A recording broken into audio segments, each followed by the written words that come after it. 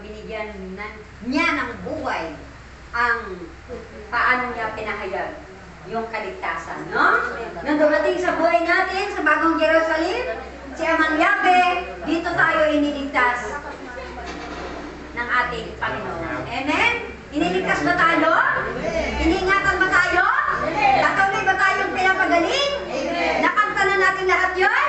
Amen. Palakpakan po natin ang ating buhay na Panginoon. Okay, dumako na po tayo sa ating unang, ano ang tawag mo? Mensahe sa panalangin papuri. Sino kaya? Walang ano?